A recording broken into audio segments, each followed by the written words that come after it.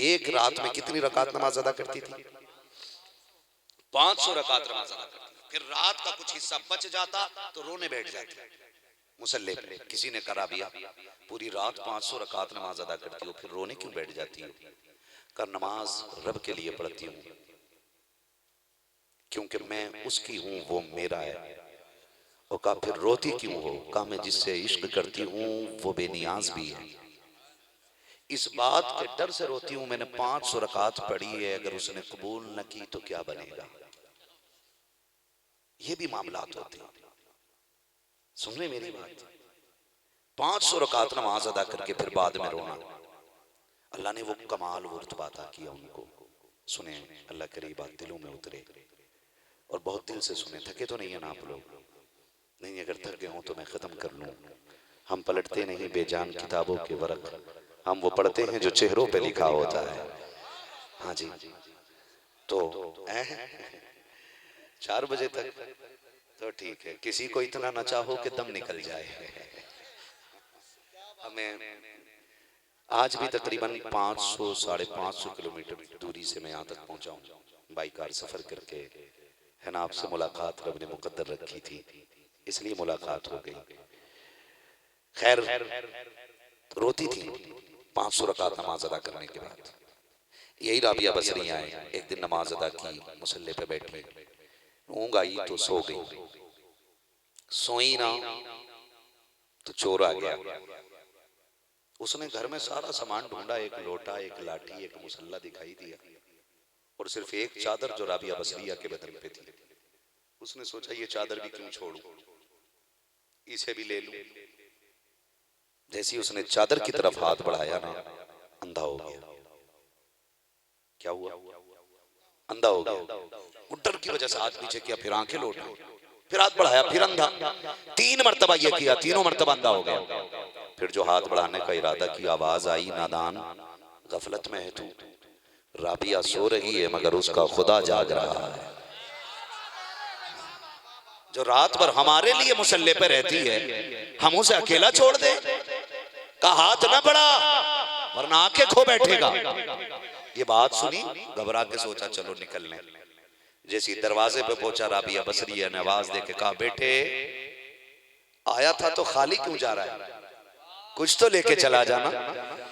उसने सोचा अम्मा सीधी है, लगता है कहीं से सोना उखाड़ के देगी या कोई ताला खोलेगी जो दौलत मिलेगी। आया, अम्मा जी क्या है? फरमाया, बेटे मेरे दरवाजे से खाली जा रहा है, अच्छा नहीं लग रहा है। कहा क्या करना है? कहा आया क्या करने था? कहा चोरी करने का। कुछ लिया कि तेरे घर में है ही क्या जो लेके जाता?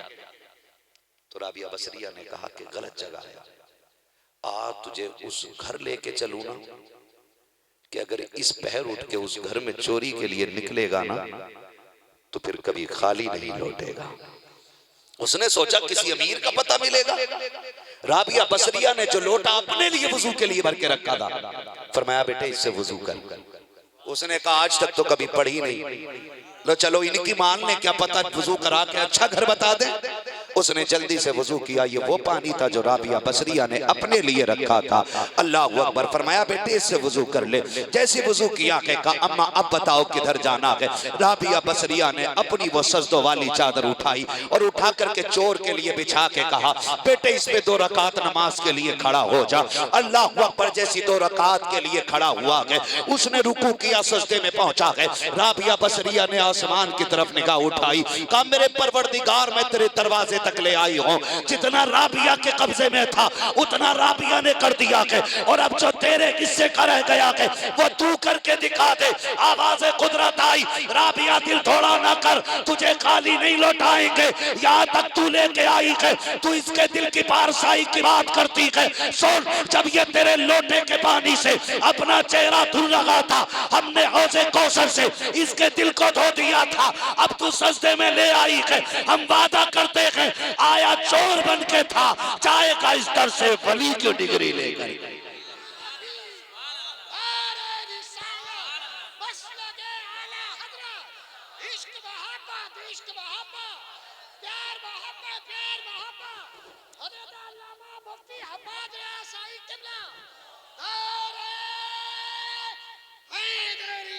तवज्जो है सारे लोगों की? ये करें जब बेटियां ऐसी होती हैं। और फिर बेटी सुभान अल्लाह, बेटी सुभान अल्लाह, बेटियों का मामला फिर इंतकाल हुआ इन्हीं राबिया बसरिया का। आज तो मामलात बड़े खराब है, आज मामलात बड़े खराब है। आज सच बात यह है कि अल्लाह ने ना कर्म के पर्दे डाल रखे। क्या मैं क्या आप, हम पारसा बने घूमते, अगर वो अपनी रहमत के पर्दे उठा देना तो हम किसी को मुंह दिखाने के लायक नहीं। आज सच्चाई है, आज सच्चाई है। ये राबिया बसरिया इंतकाल होता, कब्र में पहुंची, फरिश्ते आ गए। जैसी फरिश्ते आए आके ना सलाम किया और पहला सवाल किया मर रब्बू का। हजरत राबिया बसरिया ने कहा तुम कौन, किसने भेजा? कहा रब ने भेजा। कहा उसके पास से आए हो? कहा हाँ। तो कहा तुम राबिया बसरिया से पूछ रहे हो मेरा रब कौन है? राबिया बसरिया से पूछ रहे हो मेरा रब कौन है? कहा तुम वहां से आ गए और तुम रब को नहीं भूले। राबिया तो सिर्फ 3-4 फीट नीचे आई है, अपने रब को कैसे भूल सकती है? फिर अल्लाह इनको जुर्रतें अता करता है और ये अल्लाह इनको हिम्मतें बख्शता है और इनकी इज्जतें ऐसे अल्लाह बढ़ाता है। तो बेटियां अगर आज भी पारसा हो जाएं, है ना, पूरी तकरीर आपने असनाद भाई से सुनी है ना, माँ फातिमा हो, माँ फातिमा हो। लोग बात करते हैं हुसैन ने नेज़े पे कुरान पढ़ा। मैंने कहा अगर माँ खातून जन्नत हो तो बेटों पर लाजिम है कि सर कट भी जाए तो नेज़े पे कुरान पढ़ के सुनाए। लाजिम होता है, हाँ लाजिम था। और ये बात मेरे दिल को लगी थी। एक बंदे ने ना कुछ दिन पहले, एक बंदे ने, एक लड़की ने ना सवाल किया। एक मीटिंग चल रही थी और मीटिंग में वो बच्ची लेक्चर दे रही थी, गैर मुस्लिम थी। तवज्जो करें मेरी तरफ, देखें जरा। गैर मुस्लिम बच्ची लेक्चर दे रही थी। लेक्चर देते हुए उसने कहा मुसलमानों 1450 साल बीत गए, तुम्हारी कौम में सिर्फ एक ही हुसैन क्यों आया? आज तक दूसरा हुसैन क्यों नहीं आया? सुन रहे? एक ही हुसैन क्यों आया, दूसरा हुसैन क्यों नहीं आया? तो जानते हैं एक बूढ़े ने खड़े होकर कहा सुनो, आज तक 1450 साल बीत गए, कोई दूसरी फातिमा भी तो नहीं आई है। तुम मुझे फातिमा ला के दे दो, मैं तुम्हें हुसैन ला के दे दूंगा। पता ये चला कि बच्चों पे सबसे ज्यादा असर माँ के किरदार का होता है, माँ के किरदार का होता है। माँ को पारसा होना चाहिए, माँ को औलाद का रोल मॉडल होती है माँ। हाँ, माँ का मॉडल, औलाद का मॉडल माँ होती है। अगर माँ सच्चाई सिखा दे तो फिर बेटे सच्चे होते हैं। माँ अगर औलाद को झूठा बना दे तो फिर औलाद झूठी हो जाती है। माँ से गुजारिश है औलाद पे सितम न करें, इनको प्यार से सच सिखाएं, इनको अच्छी बातें सिखाएं। और याद रखना औलाद वही माँ बाप के खिलाफ खड़ी होती है जिनके कान भरने वाली माएँ होती हैं। ये भी याद रखिए, अगर माँ औलाद की मुखालफत, बाप की मुखालफत बच्चों से करेगी तो बच्चे कभी बाप के फर्मा बरदार नहीं होंगे। बच्चे वही बाअदब होते हैं कि जिनको माएँ बाअदब बनाया करती हैं, माएँ बाअदब बनाया करती हैं। अदब देखो इमाम हसन रज़ी अल्लाह ताला, इमाम हसन वो हैं कि जिन्हें देखो तो मुस्तफा याद आया करते थे। ये शान अल्लाह ने इमाम हसन हुसैन को अता फरमाई। आधे हसन हुजूर के मुशाबे थे और आधे हुसैन हुजूर के मुशाबे थे, ये याद रखिएगा। आधे आधे हुजूर के मुशाबे दोनों, और जब दोनों को खड़ा कर दें तो तस्वीर पैगंबर नजर आया करती थी। और मजे की बात यह है, और तस्वीर पैगंबर इन दोनों भाइयों को इकट्ठा करने में जो मिलती थी ना, फिर मिनवान तस्वीर हजरत अली अकबर में नजर आ जाया करती थी। कहीं ना कहीं मुस्तफा का अक्स नजर आया करता था। तो इमाम हसन फरमाते मैंने कभी अपनी माँ के साथ खाना नहीं खाया, पूरी जिंदगी कभी माँ के साथ खाना नहीं खाया। कोई सोचते होंगे कि यार बड़े बेअदब थे, मोहब्बत नहीं थी कि नहीं? कहा क्यों नहीं खाया? आप तो माँ के बड़े लाडले थे और आपकी माँ आपकी बड़ी चाहिए थी, आपने क्यों नहीं खाया? फरमाया इस डर से मैंने कभी माँ के साथ खाना नहीं खाया, कहीं ऐसा ना हो जिस लुकमे पे मेरी माँ की नजर हो धोखे से उसे मैं ना खा लूं। इस डर से इमाम हसन ने कभी खाना नहीं खाया। माँ को सखावत करते देखा था ना, आगे का उठा के दरवाजे पे दे देते साहिल को, 3 दिन तक मुसलसल सदका हो रहा है, माँ बाप का रोजा है, हसन हुसैन देख रहे हैं। फिर ये सखावत का आलम देखो। बस एक बात, गुजर के जा रहे हैं, जब आप गुजरे ना, एक गुलाम को देखा, काले रंग का गुलाम है, जमीन पे बैठा हुआ है और जमीन पे बैठ करके खाना खा रहा है। सुने सखावत इमाम हसन की, जमीन पे बैठ के खाना खा रहा है, जमीन पे बैठ के खाना खा रहा है। लेकिन बात ये थी कि एक लुकमा खुद खाता था और एक लुकमा उसके सामने कुत्ता बैठा था उसको खिलाता था। इमाम हसन ने ये देखा, अल्लाह की मखलूक पे इतना रहम, जब रोटियों के लाले और लुकमे मेहनत से नहीं किस्मत से मैसर होते हो, तब आधा खाना कुत्ते को खिला रहा है, आधा खुद खा रहा है। तो जानते हो वो जमीन जिस पे बैठा था, वो जमीन हजरत उस्मान गनी के शहजादे की थी। इमाम हसन गए, वो सारी जमीन जाके खरीदी और खरीदने के बाद फिर वापस पलट के आए और उस गुलाम से कहा, तेरी अदा इतनी पसंद आ गई है, ये जमीन खरीद के मैं तुझे इस जमीन का मालिक बना दे रहा हूं। ये सखावत आपने देखी थी, अपनी माँ को आगे का खाना उठाते हुए देखा था, तो एक गुलाम को जमीन खरीद के दे दी कि ले, आज के बाद तेरी गुलामी खत्म और ऐश की जिंदगी काट। अगले दिन जब गए, फिर वही जमीन वही गुलाम वहीं बैठा है, फरमाने लगे, और खुश हो, मजे आ रहे हैं? उसने कहा शुक्र रब का। कहा उसमें मकान शकान बना ले कुछ? उसने कहा किसमें? कहा जो जमीन मैंने तुझे खरीद के दी है। कहा हुजूर आप मुझे दे के गए थे और मैंने वो जमीन किसी और को बख्श दी है। कहा तूने, तू खुद गुलाम है? कहा हुजूर गुलाम जरूर हूं, जूतियों में तो आपकी बैठा करता हूं ना, आपने मुझे हकदार समझा, वो जमीन मुझे दे दी, मैंने अपने से ज्यादा गरीब बंदे को पाया, वो जमीन उसके हवाले फरमा दी है। तो भाई सखी के घर के बच्चे भी सखी होते हैं, दीनदार घराने के बच्चे भी दीनदार होते हैं। आज हमारे भाई हैं मोहम्मद इब्राहिम और इनके वालिद हशमत अली साहब, मैं इन दोनों बेटों को देख करके बात इन पे कर रहा हूँ, सबक सबके लिए, सबक सबके लिए। आज आपकी शादी हो रही है, तुमसे आगे कुर्सी पे बैठे हुए, तुमसे ज्यादा खुशी है, तुम्हारे यारों से ज्यादा खुशी होंगे, तुम्हारे दोस्त सिर्फ इतना कर सकते हैं कि तुम्हारे जैसे कपड़े पहन ले, बस इतना कर सकते हैं, तुम्हारे जैसा कोट पैंट पहन के थोड़ा सा टेढ़े मेढ़े होके चल लेंगे। और मैं तो उस दिन भी शादी वाले दिन कहता हूँ, कम से कम दोस्त जैसे कपड़े तो ना पहनो। आज तो उसे दूल्हा रहने दो, उसने भी कोट पहना तो सारे ठलुओं ने कोट पहन लिया। आज भाई तुम ना पहनो यार, आज दूल्हा को पहनने दो, उसे दूल्हा बनने दो।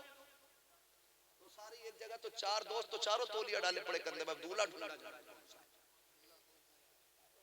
तो आपके दोस्तों से मेरी गुजारिश है कि वो ऐसे कपड़े ना पहने जो आप पहने। हाँ, आपके कपड़े सबसे अलग होने चाहिए ताकि पता चले कि दूल्हा ये है। अगर कोई दूल्हा की तरह दोस्त कपड़े पहन रहा है तो वो दोस्त नहीं, दुश्मन है, उसकी खुशियों में आग लगा है ना। तो आज मैं एक बात करूं कि आपके दोस्त सिर्फ आप जैसा कपड़ा पहन सकते हैं, आप कल दूल्हा बनोगे ना, मेरी बात आजमाना, दूल्हा बनोगे ना होगा, फिर वो दिन आएगा कि मैं उसके लिए चांद सी दुल्हन तलाश करूंगी, फिर वो दिन आएगा कि उसके सर पे सेहरा देखूंगी। तो ये वो हुकूक होते हैं, ये वो मामलात होते हैं माँ बाप के, कि ये मैं समझता हूँ बाप चाहता है बेटा हाफिज बने, बन गया, बाप चाहता है बेटा आलिम बने, बन गया, बाप चाहता है बेटा कारी बने, बन गया, बाप चाहता है बेटा मुफ्ती बने, बन गया। फिर एक ख्वाब रह जाता है कि काश मेरा बेटा मेरी मर्जी से दूल्हा बन जाए। ये सबसे बड़ी बात होती है। मुझे इशारा कर रहे हैं नकीब साहब के, इब्राहिम भाई के वालिद साहब हैं, ये मुलाकात अभी इनसे माशाल्लाह कमरे में हुई थी, कारी साहब कबिला ने बड़ी तारीफ की, चेहरे से ही माशाल्लाह शराफत झलक रही है। शरीफ लोगों के चेहरे बता देते हैं, कुछ लोग बड़े घूर के देख रहे हैं, मैं समझ जाता हूँ जब कोई किसी शरीफ को घूर के देखता है ना, तो मैं समझ जाता हूँ इसका एंटी वाइटिक यही है। हाँ, कभी कभी अल्लाह करे हम सब इतने अच्छे हो जाएं, हम सब इतने अच्छे हो जाएं कि हम सबके चेहरों के अंदर शराफत नजर आने लग जाए। तो बस थोड़ी देर मेरी बात सुन लें। मैं अर्ज कर रहा था कि ये वो ख्वाब होता है जो माँ बाप बचपन से देखा करते हैं, और जिनका ये ख्वाब होता है कि हमारी औलाद दूल्हा बने और उसके मालिक हम हों। तो माजरत के साथ मैं कुछ नौजवानों से अर्ज करना चाहूँगा कि ये माँ बाप की एक आखिरी तमन्ना होती है औलाद के हक में, कभी इनसे यह हक न छीनना, कभी इनसे इधर देखो बेटे, वीडियो मत बनाओ, मोबाइल में तो देखते ही रहते हो। कभी इनसे यह हक न छीनना, कभी इनको अनपढ़, गवार या जाहिल कह करके इनकी राय को रद्द न करना। आज जो जिस दौर को हम तरक्की याफ्ता दौर कहते हैं, जिस दौर में लोग चांद तक पहुंच गए हैं, जिस दौर में लोगों ने सूरज की किरणों को कैद करके अपनी एक प्लास्टिक की बैटरी में उतार लिया और उन किरणों से फिर घर को रोशन कर रहे हैं, इस तरक्की याफ्ता दौर में अक्सर नौजवानों को हमने देखा है कि वो कहते नहीं, मैं शादी अपनी मर्जी से करूंगा, क्योंकि हमारे बाप का जहन तो पुराना है, हम नए जहन के लोग हैं। याद रखिएगा, आपका जहन कितना भी नया हो जाए, आप जितने चाहे तरक्की याफ्ता दौर में सांस ले लें, अल्लाह ने जो बरकतें माँ बाप के फैसलों में रखी हैं वो औलाद के फैसलों में बरकतें नहीं होती हैं। ये ख्याल रखिएगा मेरी बात का। हमने बड़े नौजवान देखे हैं, कारी साहब कबिला बैठे हुए हैं, ये जहां दीदा जमा आजमूदा आदमी है, तजर्बाकार आदमी है। हमने तो अभी उतना जमाना नहीं देखा जितना कारी साहब कबिला ने देख लिया है। मैं इनकी मौजूदगी में ये बात कह रहा हूँ, अक्सर जो बुखार लोगों को लव मैरिज का चढ़ता है ना, अब तो सोशल मीडिया पे तकरीरों के नीचे कमेंट करके पूछते हैं क्या लव मैरिज करना जायज है कि नहीं है। याद रखिएगा, जिनकी अपनी जिंदगी की हदें महफूज नहीं रहती, उनकी नस्लों को बचाने वाला कोई पैदा नहीं होता है। एक बात याद रखिएगा, अक्सर पुराने लोग, हम जिन लोगों से अभी अल्लाह का शुक्र है अभी हम उन नस्लों से जुड़े हैं, मैं कभी कभी कारी साहब ये बात फखरिया तौर पे कहता हूँ, अल्लाह का शुक्र है हम वो नस्लें जिनका बचपन माँ बाप की गोद में गुजरा है। लेकिन अब तो माँ बाप की गोदे भी बच्चों को नसीब नहीं होती। जरा सा रोया, माँ ने हाथ में मोबाइल दे दिया, जरा सा रोया, माँ ने मोबाइल गाना बजा के हाथ में दे दिया। मैं माँ बाप से भी ये कहना चाहूंगा, खुदारा आपके बच्चे अगर आपकी गोद में चढ़ने की जिद करें तो इन्हें वक्त दिया करो, इन्हें मादी ताकतों के हवाले ना करो, इन्हें अपनी गोद से जुदा करके मोबाइल और एलसीडी के हवाले ना करो, इन्हें अपने कंधों से उतार करके चलती ट्रेनों में न डालो।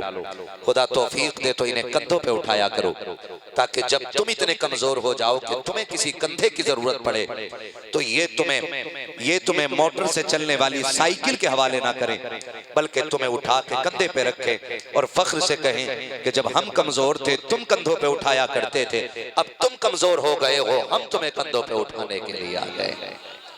ये मैं हर माँ बाप से कहना चाहूंगा। बेटे नारा कम लगा, वक्त बड़ा कम है। शुक्रिया, जज़ाकल्लाह। मैं बहुत जरूरी बातें नौजवानों से इस कम वक्त में कहना चाहता हूँ, माँ बाप से कहना चाहता हूँ, अपने बच्चों को वक्त दिया करें, इनके साथ बैठ के बातें किया करें। अगर हम इन्हें वक्त न दे पाए तो फिर अपनी नस्ल को बचा नहीं पाएंगे। अल्लाह का शुक्र है हम वो लोग हैं जिन्होंने माओ की गोद में लोरियां सुनी। हमें मोबाइल की टाउनों के जरिए नहीं पाला गया, हमें सोशल मीडिया के गाने सुना करके नहीं पाला गया। हम उस नस्ल से ताल्लुक रखते हैं जिस नस्ल को सीरियल दिखा करके परवान नहीं चढ़ाया गया। हम उस नस्ल से ताल्लुक रखते हैं कि जब कभी हम रोए हैं तो माँ ने गोद में उठा के लोरिया ली है, जब हम कभी परेशान हुए हैं तो माँ ने कंधे से लगा के थपकियां दी हैं। हम उस नस्ल से ताल्लुक रखते हैं कि जब बेकरारी बढ़ी है तो माँ ने गोद में लटा करके अपने आंचल की हवा दी है। हम उस नस्ल से ताल्लुक रखते हैं कि जब हमारे आंसू नहीं सूखे हैं तो माओ ने कभी लब चूम चूम के हमें सुलाया है। जब हमें नींद नहीं आती थी तो हमारी माँ ने गाने सुना करके नहीं सुलाया, बल्कि ये कह के सुलाया कि मैं सो जाऊं या मुस्तफा कहते कहते, खुले आंख सल्ले अला कहते कहते। मुझे तो कभी कभी तरस आता है कि अब वो नस्ल आने वाली है कि जिनके लिए माँ बाप के पास वक्त नहीं होगा। और मैं एक मुफीद मशवरा देना चाहता हूँ।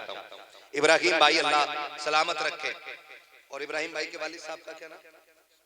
हशमत भाई, अल्लाह आपकी उम्र में बरकत अता करे। अच्छा ठीक, तवज्जो है ना सारे लोगों को, बड़ी जरूरी बात है, इन पे अमल कीजिएगा, खाली नारे लगा के ना जाइए।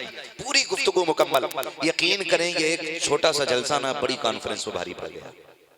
इस जलसे में ना कोई चटकुले सुनाने आया है, ना कोई शेख चिल्ली की नकल करने के लिए आया है। एक एक बात का मतलब ये था कि हमारा मुआशरा बेहतर हो जाए।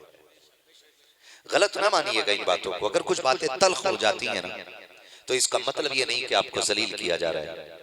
डॉक्टर अगर चीरा लगाता है दर्द तो होता है, लेकिन अगर चीरा ना लगाए तो जख्म का नासूर बन सकता है।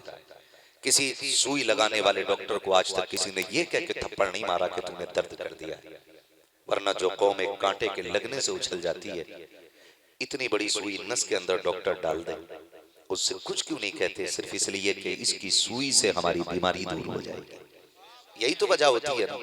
तो यही वजह है हमारे उलमा की ज़बान सख्त होती है ताकि हम बेहतर से बेहतर हो जाएं। मैं नौजवानों से कहना चाहूंगा, अपनी नस्ल को वक्त दीजिएगा, अपनी औलाद को वक्त दीजिएगा। आज दुनिया बड़ी मसरूफ है, और कोशिश कीजिएगा कि सर्विस करने वाली लड़की से शादी ना करें।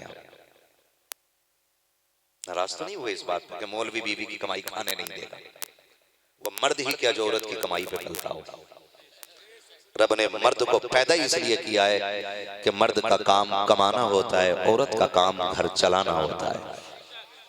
और याद रखिएगा, अगर मर्द औरत के कामों में इंटरफेयर करेगा तब भी घर बर्बाद होगा, और अगर औरत मर्द के कामों में इंटरफेयर करेगी तब भी घर बर्बाद होगा।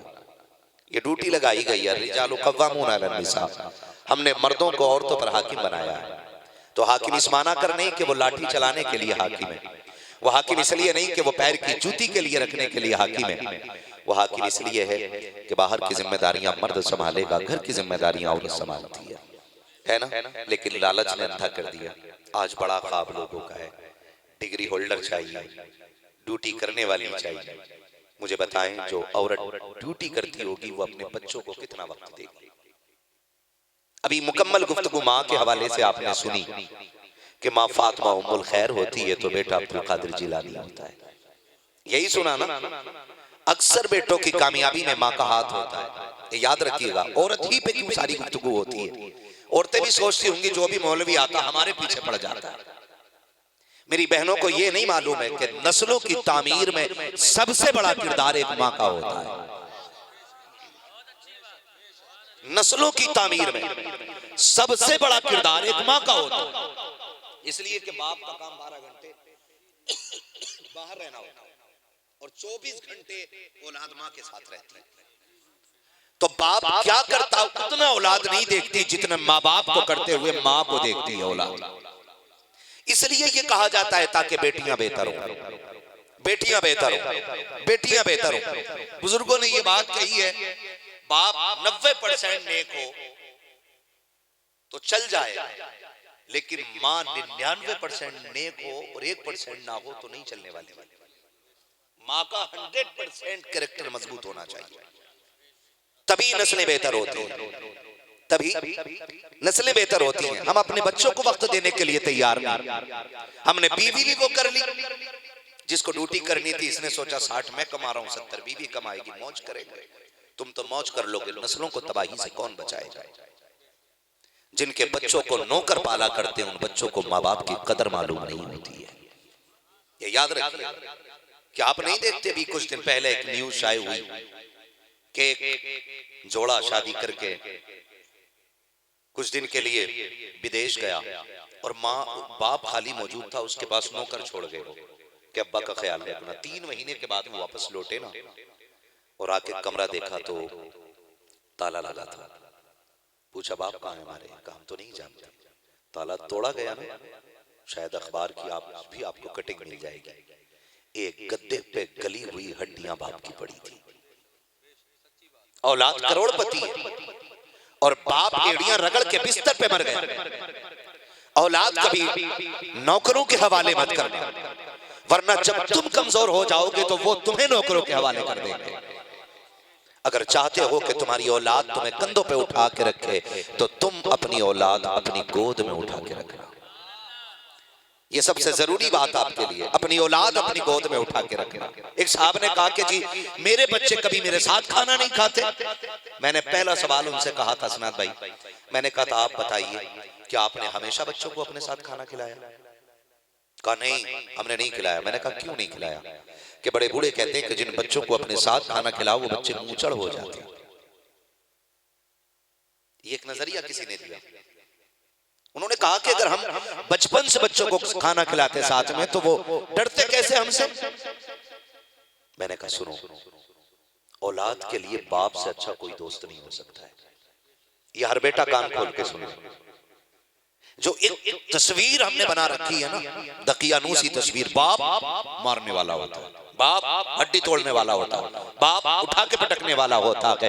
गलत सोचते हो, बाप से अच्छा कोई दोस्त नहीं हो सकता है, बाप से ज्यादा कोई तुम्हें प्यार करने वाला नहीं हो सकता है, बाप से ज्यादा तुम्हारा कोई खैरखा नहीं हो सकता है, बाप से ज्यादा कोई हमदर्द नहीं हो सकता है। अगर यकीन ना हो तो कभी पड़ोस के लोगों से पूछो, बताओ मेरे बाप ने मेरे साथ कैसा रवैया इख्तियार किया, तो पड़ोसी आपको याद दिलाएंगे जब आप दुनिया में तशरीफ लाए थे। आप अभी 3 दिन के थे कि आपको निमोनिया हो गया, आपकी पसलियां जाम होने लग गई, फेफड़ों ने काम छोड़ दिया था, सर्दी का मौसम था जब परिंदे घोंसला छोड़ने को तैयार नहीं होते थे, यही माँ बाप नंगे पैर दौड़ जाते थे ताकि बेटे को सही वक्त में दवा मिल सके। अगर इसी बेटे को खांसी हो जाती है जिस मौसम में परिंदे अपने दरख्त से उड़ना गवारा नहीं करते, ये घर छोड़ के निकल जाते थे, ये बारिश में चलने वाला बाप ही तो था, सर्दी में चलने वाला बाप ही तो था, धूप में चलने वाला बाप ही तो था, लोगों के ताने सुनने वाला बाप ही तो था, लोगों की गालियां सुन के आपके खर्चे पूरे करने वाला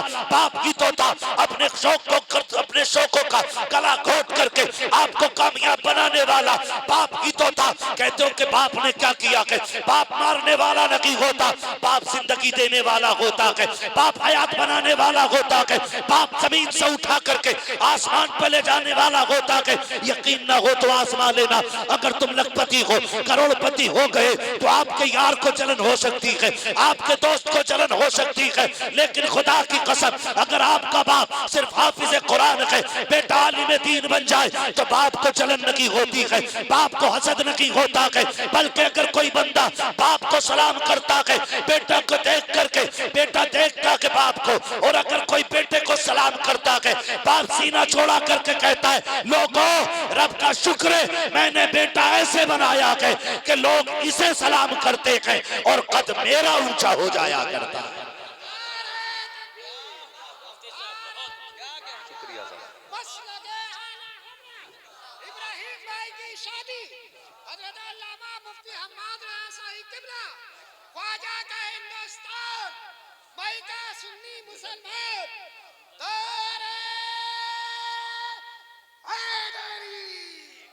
जो है सारे लोगों को, बाप दुश्मन नहीं होता, बाप दोस्त होता है, बाप दोस्त होता है। और बाप से मेरी गुजारिश है, हम अगर ये चाहते हैं ना कि हमारी औलाद बुढ़ापे में हमारे बगैर खाना ना खाए, तो मैं कहता हूँ बचपन से अपनी औलाद को इतना आदी बना दो कि वो बचपन से आपके बगैर खाना ना खाए।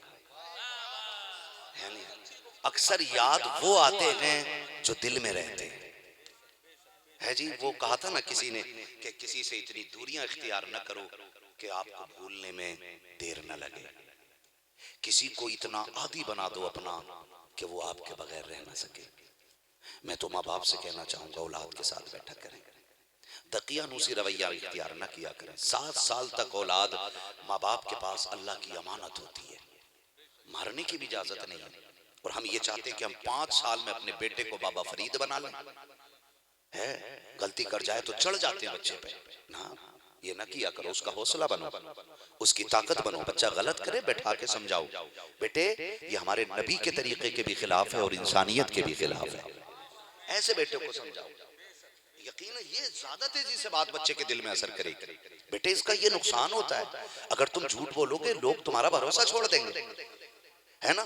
लेकिन अगर खुद बाप औलाद को झूठ की तालीम दे, दरवाजे पे अगर कोई मजदूर अपनी मजदूरी लेने आ जाए कि हैं के मुखिया हैं के प्रधान, और अब्बा कहते जा कहते ना आए घर में, तो बेटा बाबा फरीद बनेगा, बेटा आगे चल के डकैत बनेगा।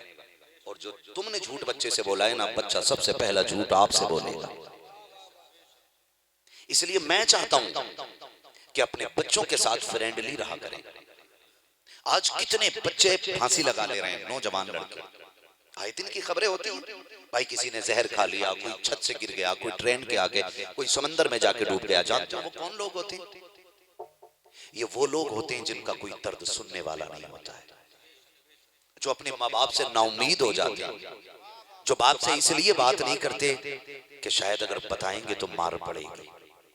इतना डर बच्चों के सीनों में पैदा ना करो, उनका हाथ में हाथ डाल के चलना सीखो, उनसे आंखें आंखें डाल के बात करो। अगर एक टाइम आपका बेटा आपके दस्तरखान पे ना हो तो उससे कहो यार कहाँ था तू, आज खाने में मजा नहीं आया। उसे एहसास दिलाओ कि एक एक लुकमा तेरी तलाश में रहता है। यह एहसास दिलाओ अपनी औलाद को कि एक एक लुकमे को तेरी जरूरत थी, तू होता है तो खाने में ज्यादा मजा आता है। ये अपने बच्चों को एहसास दिलाएं।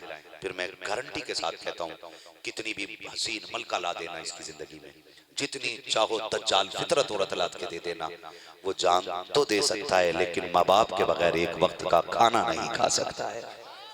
लेकिन कब? जब हम उसके दिल में उतर जाएंगे। ये माँ बाप की जिम्मेदारी, अपनी औलाद को वक्त दें।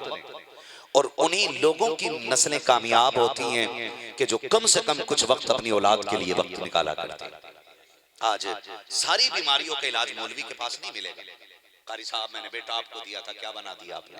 मैंने बेटा फलां को दिया था, मेरा बच्चा मुझे सुनता ही नहीं। आप अपने बच्चों के पास बैठा करें। ये जो लोग आज जिंदगी को मुख्तसर समझते हैं ना, ये उन्हीं माँ बाप की औलाद होते हैं जिनके दर्द को सुनने वाला बाप नहीं होता है। आप इतने हमदर्द बन जाओ कि कांटा भी चुभे ना तो आपका बेटा आपसे आके कहे बाज मुझे कांटा लग गया है। ये जो बच्चे बैठे ना मेरे सामने, ये सिर्फ एक घर के फर्द नहीं है, एक फैमिली का सहारा नहीं है, बल्कि मजहब इस्लाम के मानने वालों का मुस्तकबिल बैठा हुआ है। इनके सर पे इस्लाम की जिम्मेदारी आनी है। आज आप बड़े हैं, मैं बड़ा हूं, कल ये बच्चे बड़े होंगे। आज इस महफिल में बैठ कर ये बातें सुन रहे हैं, यकीनन अल्लाह इन्हें लंबी उम्र दे, 100 साल के बाद भी अगर ये होंगे ना तो कहेंगे हमने सुना था कि औलाद के साथ ऐसे रहना चाहिए जैसे दोस्त दोस्त के साथ रहता है। तो ये सबक 100 साल तक चलेगा और फिर नस्लें सबर जाएंगी। लेकिन माफ कीजिएगा, कभी कोई नहीं कर रहा है। अब्बा भी आ रहा है ना ऑफिस से और आके बैठा, बेटा दौड़ के आया, उसने कहा इसे बाहर करो जरा, तुम्हें दिखता नहीं मेरे सर में दर्द है, और मैं अपना जरा ऑफिस का काम कर रहा हूँ। कटपट लैपटॉप लेके बैठ गए, टैबलेट लेके बैठ गए, फोन चलाने बैठ गए। जब घर आया करो ना, फोन फ्लाइट मोड पे डाल के अलमारी में डाल दिया करो। कुछ वक्त उसको दिया करो कि जो दुनिया में भी काम आएंगे और आखिरत में भी काम आएंगे। आपकी जॉब, आपकी नौकरी, आपका बिजनेस सिर्फ आपको दुनिया में काम आ सकता है। अगर औलाद आपने नेक बना दी तो ये मरने के बाद कब्र में भी काम आती नजर आएगी। तो आप उस चीज को क्यों देख नहीं रहे हैं जो मरने के बाद भी काम आएगी? अपनी औलाद को वक्त दें, इनके साथ बैठा करें। भाई मेरे सुनना, ये बातें नौजवानों से इसलिए कर रहा हूं कि हमारी अभी छोटी नस्लें हमारी गोद में हैं, हम उन्हें सही से परवान चढ़ाएं, सही से परवान चढ़ाएं। एक पौधा आप घर में लाके लगा दो, जिंक ज्यादा डाल दो, यूरिया ज्यादा डाल दो, किसी चीज की कमी कर दो, पौधा सूखने लग जाता है। आप किसी से जाके पूछो पौधा सूख गया, पूछता क्या डाला था, कहो कि जिंक ज्यादा डाल दी थी हमने या यूरिया डाई ज्यादा डाल दी थी, वो कहेगा नहीं तुम्हें खाद डालने का तरीका नहीं आया। पढ़ता तो यही है लेकिन आपने तादाद कम कर दी थी या ज्यादा करती थी, इस लिमिट में डालो, तुम्हारा पौधा भी हरा हो जाएगा और नुकसान से भी बच जाओगे। ठीक उसी तरह हमें अपनी नस्लें पालनी है। माफ कीजिएगा, बड़ी तकलीफ की बात यह है, मैं पूरी जिम्मेदारी के साथ बात कह रहा हूँ, पूरी जिम्मेदारी के साथ, हम कितनी गफलत में हैं, हम कितनी गफलत में हैं। निकाह जब पढ़ाया जाता है तो दूल्हा को कलमा पढ़ाने के बावजूद नहीं पढ़ना आता। ये हमारी कंडीशन है। हम लोग निकाह पढ़ाते हैं, है ना, कितना ही अच्छा पढ़ने वाला हो यही पे जाके अटक जाता है, वहां उल्टी सीधी सांस। और कई बार ऐसा होता है कि दूल्हे को तो आता ही नहीं कलमा, करवट वाला पढ़ गया, निकाह तेरे साथ है कि भाई उसके साथ। हर जगह अच्छे ना बना कर, हाँ हर जगह अच्छा नहीं बनना चाहिए। यही लड़कियों का मामला, लड़की से इजाजत लेने जाओ तो वो तो नहीं बोलती, सहेली कहती है कबूल है, अरे भाई तुम्हारा नहीं इसका है। तो ये कंडीशन से हमारे, इसकी वजह जानते हैं? इसकी वजह यह है कि हम अगर बच्चों को इंजीनियर बनाने का ख्वाब देखते हैं तो उसके लिए 1000-1500 रुपए वाली ट्यूशन लगाते हैं। ठीक है जी, 1000-1500 रुपए वाली, यानी स्टैंडर्ड स्कूल, स्टैंडर्ड ट्यूशन। लेकिन वो बच्चे जो हमारी कब्र की भी राहत हैं, हश्र की भी राहत हैं, जिनसे हमारी सोसाइटी आगे बढ़ेगी, जिनसे हमारी नस्ल का चमन आगे बढ़ना है, उन बच्चों को जब दीन दिया जाता है तो सबसे सस्ते मौलवी से पढ़वाया जाता है। किससे? सबसे सस्ते मौलवी से। या मौलवी तो अच्छा होता है लेकिन उसको फीस इतनी सस्ती दी जाती है कि वो आपके बच्चे पे तवज्जो करने के लिए भी तैयार नहीं होता। मैं कहता हूं अगर कोई आपके बच्चे पे तवज्जो नहीं कर रहा है तो फीस का इतना प्रेशर डाल दो कि वो सोचने लग जाए कि उतना तो हलाल कर दूं जितना पैसे आए। ये सबसे बड़ी कमजोरी है, सबसे बड़ी कमजोरी हमारे बच्चों में दीन कमजोर, जबकि हर तालीम की बुनियाद मजबूत होती है। और हमारे यहाँ अल्लाह का शुक्र है अब तो अलिफ्बा पढ़ाने वाले लोग हो गए, वरना ईबे ले फेले में सेरे पे यही चल जाता है। 90% लोगों को आज भी कलमा दुरुस्त याद नहीं। ये हमारी कड़वी सच्चाई है। नौजवानों, वक्त दो दीन के लिए, वक्त दो कुरान के लिए। मैं माँ बाप से कहना चाहूंगा, अपने बच्चों को जहां दुनिया दे रहे हैं आप दीजिए, हक है आपका। आपका बेटा अल्लाह करे करोड़ों में खेले, और मैं तो अक्सर कहता हूं नौजवानों पैसा कमाओ, इतना कमाओ कि तुम किसी पे बोझ ना बनो, बल्कि तुम कमजोरों का बोझ उठाने लग जाओ। लेकिन कमाना हलाल तरीके से। जैसे मुकम्मल गुफ्तगू अभी आपने कारी साहब क़िबला की सुनी कि कोई भी ससुर के दी हुई जायदाद से आज तक अमीर, जोर से अमीर, हल्के कौन लोग बोल रहे हैं, मसला खा के लेके बैठे क्या? नहीं ना, मैं तो समझता हूँ इस महफिल में जितने आए होंगे सारे ही अच्छे होंगे, इसलिए कि महबूब की महफिल को महबूब सजाते हैं। आते हैं वही जिनको सरकार बुलाते हैं। और मैं कभी इस चीज का शिकवा ही नहीं करता कि कितने आए कितने नहीं। मैं जानता हूं ये महफिल हुजूर की है, तो दावत भी तो हुजूर ने दी है ना। ये फैसला तो आका का है कि किन को बुला के सुनवाना है और किन को बुला के सुनना है। ये फैसले हुजूर के होते। तो आपको अगर हुजूर ने बुलाया है तो कोई तो नेकी ऐसी की होगी ना कि पूरी बस्ती सो रही है और आप यहाँ बैठे हैं। हर किसी को कोई अपने आंगन नहीं बुलाता है, उसे ही बुलाता है, या तो वो उससे प्यार करता हो या वो उसका प्यारा होता है। कोई तो बात होती है ना। सभी को तो इतनी रात नहीं जगाया जाता। कोई तो अतार आपको इतनी पसंद आई है आपकी कि उसने इतनी रात में बैठा करके तुम्हें अपने जिक्र में लगा रखा है। और सिर्फ तुम्हें ही नहीं, अपने फरिश्ते भेज रखे हैं, फरिश्ते भेज रखे हैं, फरिश्ते भेज रखे हैं। अल्लाह खैर फरमाए और सबको अल्लाह हुजूर के जिक्र की बरकत अता फरमाए। अपने बच्चों को वक्त दिया करो। बिजनेस में हैं आप, सर्विस में हैं, शाम को आए बच्चों में बैठा करें। कुछ भी नहीं, अपने बच्चों से इतना पूछने, कहो आज दिन कहाँ गुजरा। ये जरूर पूछा करें, दिन कहाँ गुजरा। ये जो नस्लें तबाह हो रही है ना, 15 से लेकर 20 साल के बच्चों को अक्सर चाकुओं से मारा जा रहा है। इसकी वजह आप जानते हैं, क्योंकि हमारी दोस्तियां बड़ी गैर मोतबर हो गई हैं। हमारी दोस्तियां बड़ी गैर मोतबर हैं। हमने अपने बड़ों की बातें नहीं मानी, और ये राज कभी अपनों से खोले नहीं। जब फोन आया कि तुम्हारा बेटे की लाश पड़ी है, फिर कहते हैं हाय गलती हो गई। ओ भाई सुनो, और कान खोल के सुनो। दोस्ती के भी अपने मायार होते हैं। दोस्ती करनी है तो पहले ये झांक के देख लिया करो कि इसके दिल में अपने माँ बाप की वफा है कि नहीं। जो बेटा माँ बाप का ना फरमान हो, कभी दोस्त पक्का ना समझना। इसलिए कि जो माँ बाप का नहीं हो सकता वो कभी आपका भी नहीं हो सकता है। ये याद रखिएगा। आज जो दोस्तियां हमने बना ली है ना, आज जो धोखा दे दे करके मारा जा रहा है जवानों को, बहुत ज्यादा होश के नाखून लेने की जरूरत है। अपने बच्चों पे नजर रखें माँ बाप। कम से कम शाम को बैठे अपने बच्चे से पूछें, बेटे दिन कहाँ गुजरा, बताओ पूरे दिन की एक्टिविटी क्या रही।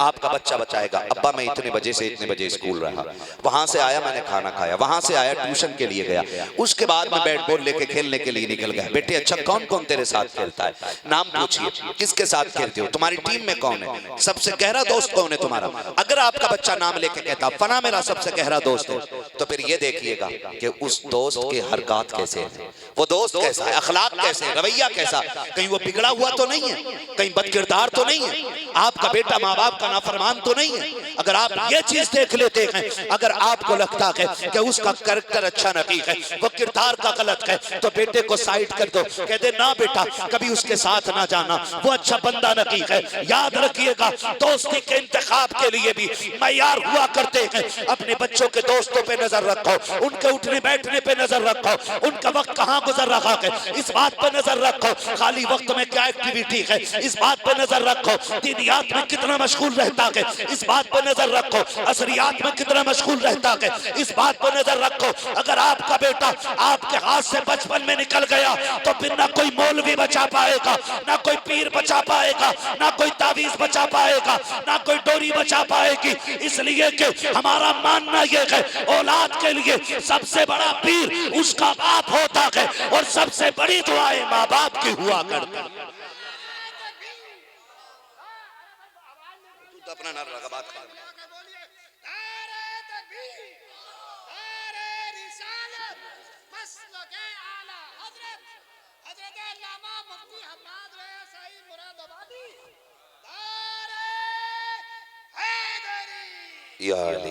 अपने बच्चों को वक्त दे, उनकी एक्टिविटी पे नजर जरूर रखें। आज हम ध्यान नहीं देते हमारे बच्चा कहाँ जा रहा है, और ये सरासी नादानी हमारे बच्चों को बिगाड़ देती है। आगे चल के 8 नंबर में नाम, गुंडा एक्ट में नाम, है ना। आज तो हमें फंसाने के लिए बस सुई काफी है, फावड़ा तो खुद बन जाता है। हम अपने बच्चों को तरबियत अच्छी दें। माँ बाप से कहूँगा अपने बच्चों में बैठा करें, उन्हें वक्त दिया करें, उनकी एक्टिविटी देखा करें। और सुने, जिंदगी का एक अहम पहलू ये भी है कि मियाँ बीवी में इत्तेफाक का होना बहुत ज्यादा जरूरी है। क्या इत्तेफाक का होना बहुत ज्यादा जरूरी है। बेटियों को भी जाके ये सबक पढ़ाइएगा कि बेटी वजीर होती है, यानी आपकी बेटी किसी की दुल्हन है तो वो औरत वजीर होती है, और शोहर बादशाह होता है, बच्चे रियाया होते हैं, और घर एक मुल्क होता है। समझ गए आसानी से ये बात। शोहर बादशाह होता है, बीवी बोले बच्चे घर मुल्क होता है। सुभान अल्लाह। अल्लाह करे ये बातें ऐसे ही दिल में उतर जाएं। नाराज तो नहीं आप लोग? वक्त हो चुका है, बस आखिरी बात पूरी कर रहा हूं मैं, ठीक है ना। 2 बज गए हैं, कल बारात भी जानी है ना। अल्लाह आपको सलामत रखे। घर मुल्क होता है, बाप बोले जल्दी से जरा, सारे बोल दें, बादशाह होता है, माँ वजीर होती है, बच्चे रियाया होते हैं। एक वक्त आता है कि बादशाह मुल्क से बाहर जाता है, यानी सुबह उठा, साइकिल उठाई, टिफिन बांधा, निकल गया। अब मुल्क किसके हवाले? समझ लें सारे लोग, किसके हवाले? हाँ जी, जो समझ रहे हैं वो बोल जाएं ताकि मुझे सुकून मिले कि आप समझ रहे हैं। मुल्क किसके हवाले? वजीर के हवाले हो गया। अब बादशाह शाम को पलटा अपने मुल्क में, मुलाकात पहली वजीर से होती है, उससे पूछता बताओ दिन कैसा रहा। औरत की जिम्मेदारी है कि बगैर किसी खौफ व खतर के घर के हर हाल की खबर अपने शोहर को दे। ये सबसे ज्यादा जरूरी बात है। आप जानते हैं बेटियां कब बिगड़ती हैं? बेटियां तब बिगड़ती हैं जब राज पे पर्दा मां डाल देती है। ये याद रखिएगा, लिख लें ये मेरी बात। घर में कोई भी एक्टिविटी हो और मां को पता ना चले, हो बोले बोले, अगर बोल सकते हैं तो हो, नहीं सकता है। घर में कुछ भी होगा खबर मां को होती है। बच्ची पहली मर्तबा बिना इजाजत घर से निकली, हालत गलत थी, हरकत गलत थी, आई लौट के माँ ने कहा कहां गई थी? माँ ने पकड़ लिया। फिर माँ ने कहा सुन, आइंदा हरकत न करना, ये वरना तेरे बाप से कह दूंगी। ये माँ की सबसे बड़ी भूल होती है, सबसे बड़ी भूल होती है। ये मैं वो बात कर रहा हूं बुनियादी, जिससे अल्लाह करे हमारी नस्लें बेहतर हो जाए। ये माँ की जिम्मेदारी होती है, जब सबसे पहली कोई एक्टिविटी घर में हो तो वो बादशाह को बाखबर करे कि आज मुल्क में इस तरह की खराबी आई है, इसलिए कि घर का इंतजाम, मुल्क का इंतजाम बादशाह जैसा कर सकता है, वजीर वैसा नहीं कर सकता है। तो मुल्क तब भी तबाह होता है, जब भी मुल्क तबाह होता है वो वजीर की शिरकत से तबाह होता है। अगर वजीर मुल्क के दुश्मनों से ना मिले तो किसी की मां ने दूध नहीं पिलाया कि कोई किसी के मुल्क पे कब्जा कर सके। समझ नहीं मेरी बात ना? अल्लाह करे ये बात जहन में आ जाए आपकी। औरत की जिम्मेदारी होती है कि वो शोहर को बाखबर कर दे, और औरत की ये भी जिम्मेदारी होती है कि शोहर अगर थक के आया है, अगर खबर गम की है तो वो गम की खबर पे पर्दा डाल दे ताकि उसकी थकन में इजाफा ना हो। जिंदगी गुजारने के ये भी तरीके होते हैं। जाओ जाकर के बेटियों को बता देना, जिंदगी गुजारने का ये भी तरीका होता है कि जब शोहर बाहर से थक के आता है, ख्याल होता कि लोगों ने गाली दिया है तो क्या हुआ, पैसे तो कमा के लाया हूँ, थक के मिले हैं तो क्या हुआ, बच्चों के रिस्क का इंतजाम तो करके लाया हूँ, ताने मिले हैं तो क्या हुआ, बेटों का शौक तो पूरे करके लाया हूँ।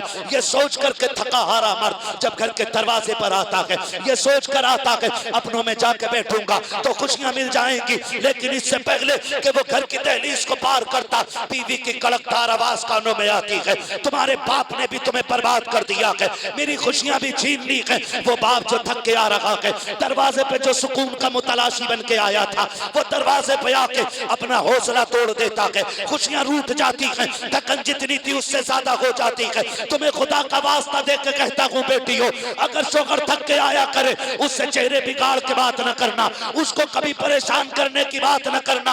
अगर तेरा शोहर थक के आया है, मुस्कुरा के आगे बढ़, इस्तेकबाल कर, तू उसे हंस के देख ले, वो तुझे मुस्कुरा के देख ले। मैं नहीं जानता पैसा कितना बढ़ जाएगा, लेकिन इतना जानता हूँ मेरे नबी ने कहा है जब मियां बीवी एक दूसरे को मुस्कुरा के देखते हैं खुदा दोनों को जन्नती बना दिया करता है।